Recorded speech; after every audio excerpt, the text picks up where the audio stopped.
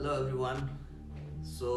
We are back almost after a year. So last year on 16th May 16th 2021 we uploaded a video about life in Luxembourg, and we claimed that that would be part 1 of the video. Of course it was part 1, but honestly due to a lot of personal things happening on our side, we were not able to give enough time and couldn't come back with another video on Luxembourg. Of course, I did upload some video on the channel, but those were some random travel videos and all. But about Luxembourg, this is probably our second video coming after a gap of 1 year. So first of all, sorry for this long silence, and of course, from now on I will try to have videos much more regularly. Honestly, I cannot commit because I have a full-time job as well, so I cannot commit like how many videos are going to be uploaded, but definitely it is going to be more than what it was at least till last year. Okay, and of course our focus is going to be a lot on Luxembourg in this series of videos. What happened actually in the last 2-3 days, I was saying, hey, what is the status of that video that I uploaded, and I saw that we have got like 13k views, which is awesome. So thank you everyone for your generosity in taking a look at our video. I would be more happy if each of you starts subscribing as well. That would give us some sort of encouragement to continue to work. But yeah, I think at least 13k views proves that this video is something sort of useful to everyone.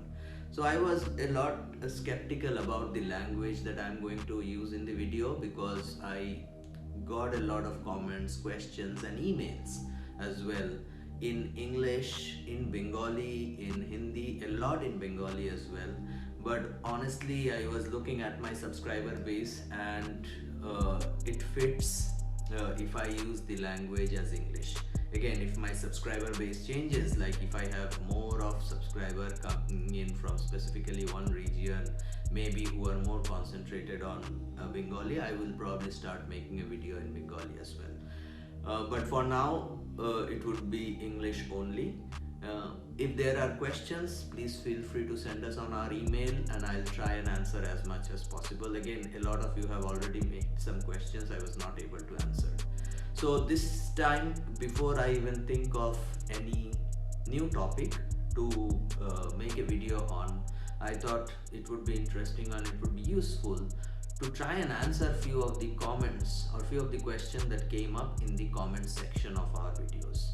Some of you have commented on this video itself, which is like the 5 important things to know before moving to Luxembourg, the part 1 video, and some have commented on other videos of the channel, but those questions are to do with Luxembourg. So I have sort of picked up some of them, not all.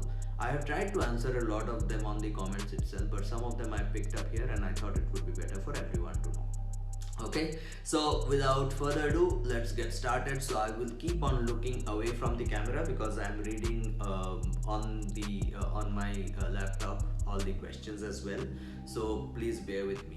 So while I read, I'll be probably looking this side, and while I answer, I'll be looking this side. Okay, so the first question, it comes from Kami Ali. It was almost a month back. They said, how much bank statement we require for Luxembourg? I want to study my bachelor. So I think the question means if we need to show our funds while we are applying for a student visa for Luxembourg. So of course I am going to do another video very soon which would talk about how to go about or how the admission process works in University of Luxembourg or other colleges of Luxembourg. However, just to answer this question, if a bank statement is required, you don't need to show funds, but you need to show enough funds so that you are able to, 1, pay your fees, 2, make a livelihood. So there is a small bracket that is given. So example, if your course fee is, let's say, 5,000 euros, so you need to show that you are able to pay the 5,000 euros. That's one, because most of the time you would have paid already some of a lot of the courses of the university, you get a confirmation once you make the payment. So that is one taken care of, but you also have to show funds which would support you of your stay.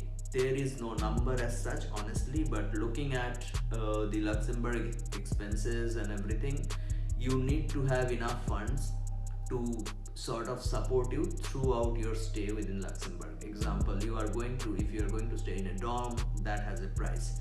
You have your daily food, okay, which you actually, if you are getting admission in the University of Luxembourg, you get food at a much discounted rate with the student ID card from the Luxembourg canteen. So all of these is there. Honestly, there is no number as such. Even on the website you will see that there is no number, but it says that you should have enough fund to support yours. Ideally, if it's at least a year, course of 1 year, you should have somewhere around 10 to 12,000 euros on your bank account to support your stay throughout, right? Okay, again, as I said, there is no specific number of that. Okay, this is something I'm saying based on my experience of what is the expense that you need to incur. Second, from Mr. Pavan, he says that, hi, can we change the status of work permit to permanent resident in Luxembourg? Yes, of course you can. So for PR application, you need to stay for 5 years in the country, and after that, one is, of course, you become eligible to apply for a Luxembourgish passport. There is a separate process for that. I'll make another video, but there is a separate process for PR as well, right? So yes, you can do, but more details, I mean, it will take an entire video to talk about more details of it. I'll come back with a video only on focusing on PR and the PR process.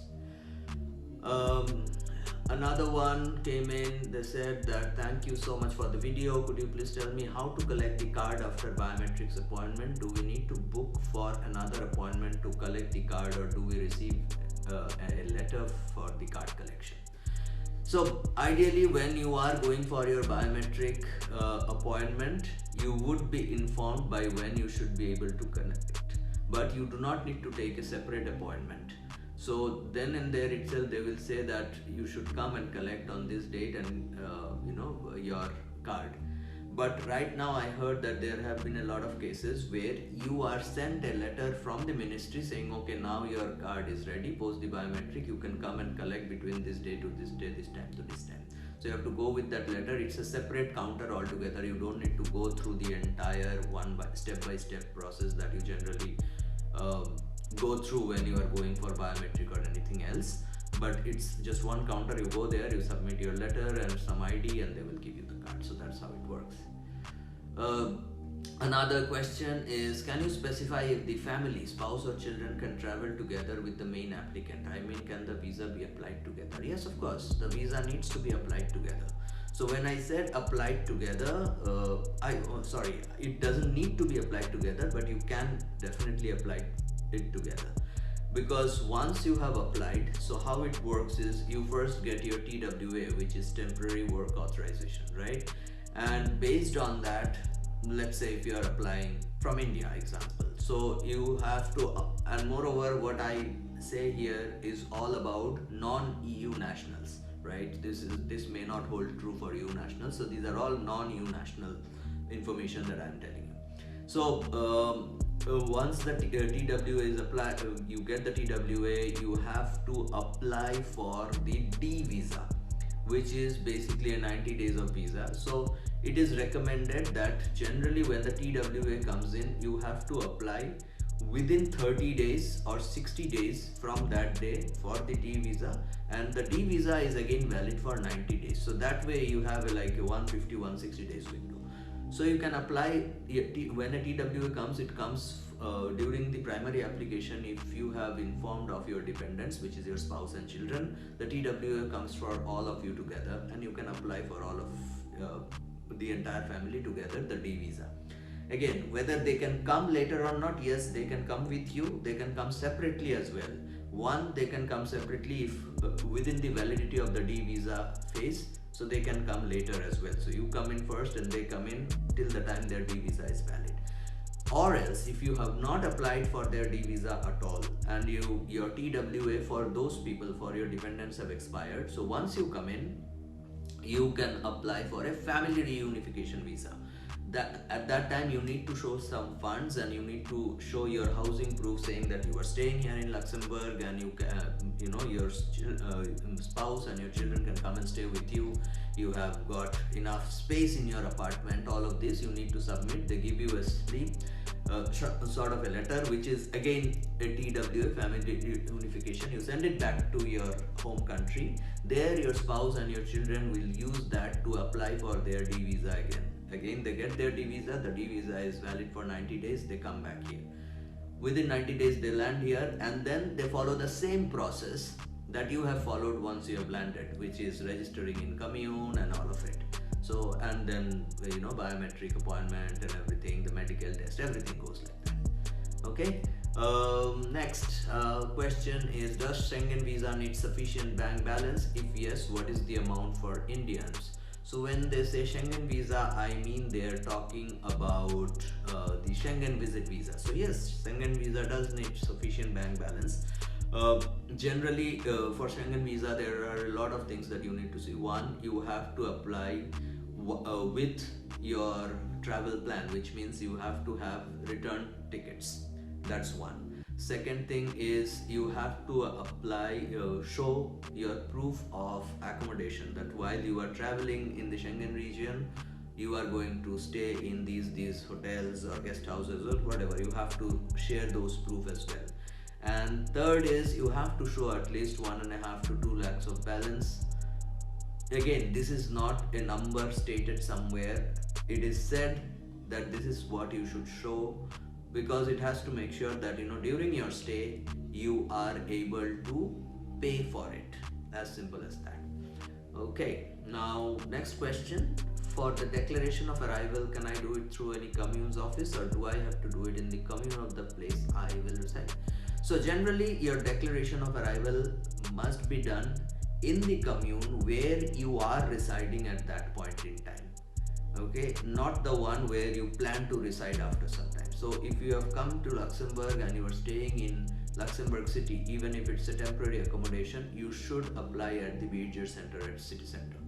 But you have maybe you have planned to move to, let's say, Esh in 2 months time. So in that case, once you move, you again change your address or change it with the commune, declare your arrival in that commune from Lux City to Esh. But your actual declaration of arrival to the country needs to be done in the first commune where you are staying. The next question, how to apply for work visa and what documents are required for visa. So this question calls for a separate video. I mean, it would need a lot of information to be shared. So how do you apply for work visa? First thing is you have to have a job to apply for work visa. Okay, unless you have that, you cannot. If you are a third country national, you have to have a job, and then only you can apply for work visa. Rest I am going to cover. What documents are required for visa, it's the second part of the question. Again, first is you have to have the job. Then once you have the job, it is pretty straightforward. Your company that is sponsoring takes care of you. They will share a TWA, which is temporary, TAS and TWA, which is temporary authorization to stay and temporary work permit or something. So that's what the name. So that document goes to you, the physical copy goes to you, and you have to follow the same process of visa application. You have to apply for a D visa, and they will specify what are the documents you need. But first and foremost, you cannot apply for a work visa, you need to have a job. Next, sir, I'm from India and I'm a registered nurse, experience in quality coordinator also. Can I get a job offer there? How to apply, sir? Could you please help me to get in? Is there any exam for us to come there? Similar question I see is English enough to get a nursing job offer in Luxembourg? I'm an Indian BSc nursing graduate. Well, good points. So in Luxembourg, are nursing jobs available? Of course there are. But what is the primary thing that you need to do? One is your degree must be registered or recognized by the Luxembourg government. So there is a process. Once you come in, you can apply for getting your degrees recognized in Luxembourg. That's one. Second thing is, for any medical jobs in the medical field, which is nursing or even any technician kind of job, you need to know minimum three languages, which is the three official language of Luxembourg: Luxembourgish, French, and German. Sometimes they also take you with two, which is Luxembourgish and French. German is a good to know, English is a good to know, but that is the basic. Again, you don't, I'm not sure if you have to give any exam or anything. You may, but you have to first come here after you have got a job. Or the other thing is, you come here as a dependent, get all your certificate and everything sort of recognized by Luxembourg, and then get all your language courses completed and then apply for a job. So that's how it works. So English honestly is not enough to get a nursing job in Luxembourg. You have to know at least two of the three official languages. The preferred one are French and Luxembourgish, and German is a sort of added advantage. Okay, I think I have answered a lot. I mean, again, this doesn't answer probably all of it, all the questions that are there, and some of the question that I was saying, they deserve to be a separate video altogether to do justice. Okay, so I will do that as well. For now, let's end this video, and I will try and keep your questions coming. Let me know even in the comment if it helps to come live someday, and if I am able to answer few questions. Again, I don't know everything, I'm not an expert either. These are things that I have seen on the internet, and I'll share the links and everything as well as and when I come across. So for sure there are 3 next videos coming. One is for a student, how they go about it, how do they look for the courses and everything. Second is what is the process of how to get a job in Luxembourg. That's one. And yeah, at least these 2 I'll start off with, and the third would be yeah, at least to start off with these 2. Probably we can think about third. I thought of one, which was, I again got a lot of question about the standard or cost of living in Lux. That is one, and the other is what are the tax slabs for Lux. So tax slab is probably another one that we should be having a video on soon.